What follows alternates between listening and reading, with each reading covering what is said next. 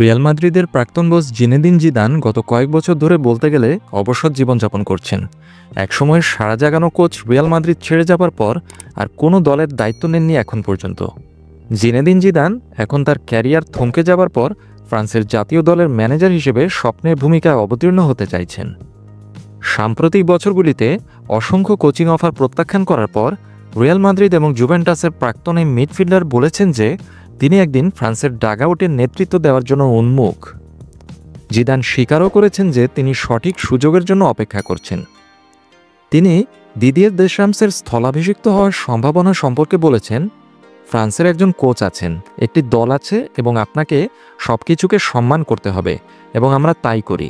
আমি সবসময় ফুটবল এবং জনগণকে সম্মান করেছি, তাই এটি সঠিক সময় নয়, কিন্তু যখন সময় আসবে, সুযোগটি আসলে খুবই আনন্দের হবে। আমি আমার ক্যারিয়ার কিছু সময়ের জন্য স্থগিত রেখেছি, তবে আমি পুরোপুরি একজন কোচের মতো অনুভব করছি।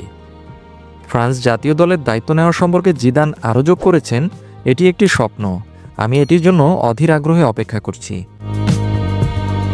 2019 থেকে 2021 সালের মধ্যে দ্বিতীয়বার রিয়াল মাদ্রিদের দায়িত্ব নেওয়ার পর থেকে জিনেদিন জিদান আর কোনো দায়িত্ব পালন করতে পারেননি।